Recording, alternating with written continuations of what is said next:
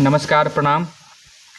खबर भोजपुरी के भोर के 10 बड़ खबरन के बुलेटिन में रउआ सभे के स्वागत बा। तेज प्रताप बिहार उपचुनाव के लेके कइले भविष्यवाणी, बोलल हैं ना खिली कमल, केंद्रों में हुई महागठबंधन सरकार। पर्यावरण मंत्री तेज प्रताप यादव कहले हैं बिहार में महागठबंधन के सरकार बनला के बाद से भाजपा नेता बेचैन बालो। भाजपा नेता लोगन द्वारा कइल जा रहल बा बयानबाजी। कहले महागठबंधन के एह बयानन के कोनो असर नहीं पड़े वाला। अर्धसैनिक बलन में 7,052 पदन पर 4 जनवरी तक बहाली करे के पटना हाई कोर्ट दिलस निर्देश। हाई कोर्ट केंद्रीय अर्धसैनिक बलन CRPF, BSF, SSB, CISF, ITBP में बचल 7,052 पद पर 4 जनवरी तक बहाली क लेवे के आदेश दिले बा। योगी कैबिनेट में आज रखल जाई कईयन गो महत्वपूर्ण प्रस्ताव। 6 गो नया नीतियन पर लाग सकेला मुहर। इलेक्ट्रिक व्हीकल नीति पर लाग सकेला मुहर। एकरा माध्यम से सरकार प्रदेश में इलेक्ट्रिक वाहनन के निर्माण आ संचालन के बढ़ावा दियल चाहतिया। कांग्रेस में सत्ता के विकेंद्रीकरण की आवाज उठावे लखनऊ आज आई हैं शशि थरूर। मल्लिकार्जुन खड़गे के खिलाफ कांग्रेस अध्यक्ष खातिर बारे चुनावी मैदान में। झारखंड के शिक्षा मंत्री जगन्नाथ महतो तक पहुंचल ईडी के जांच के आंच। रडार पर आईएएस आ आईपीएस अधिकारी तक।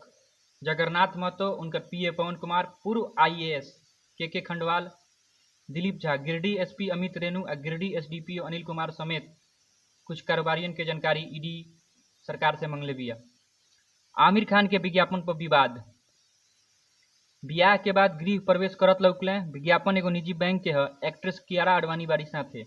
संस्कृति बचाओ मंच दिलस चेतावनी। खड़गे बोलल हैं बकरीद पर बची हैं तब मुहर्रम में नाचें। पीएम के फेस बनला के सवाल पर मुहावरा में दिले जवाब। खड़गे के निशाना पर बीजेपी। जहां जहां कांग्रेस के सरकार आइल, मोदी आ शाह मिल के हमनी के विधायक चोरा ली हल्लो। नीरव मोदी के भारत में जान के खतरा। लंदन हाईकोर्ट से लगौले गुहार। वहाँ मारल जाई भा आत्महत्या कले। 2009 में मुंबई के अदालत भगोड़ा घोषित कैलस। पीएनबी में 14,000 करोड़ के धोखाधड़ी के बा आरोप। भगोड़ा घोषित होके वाला देश के दूसरा आर्थिक अपराधी। नोटबंदी पर केंद्र सरकार आ आरबीआई के नोटिस। सुप्रीम कोर्ट कहलस 9 नवंबर तक जवाब देवे सरकार। कौना कानून के तहत 1,000 आ 500 रुपया के नोट बंद कइल गई रहे बतावे के कहलस।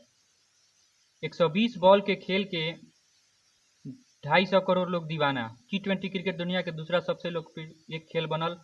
अब ओलंपिको दूर नहीं खे। खबर भोजपुरी के भोर के 10 बड़ खबरन के बुलेटिन में आज इतने।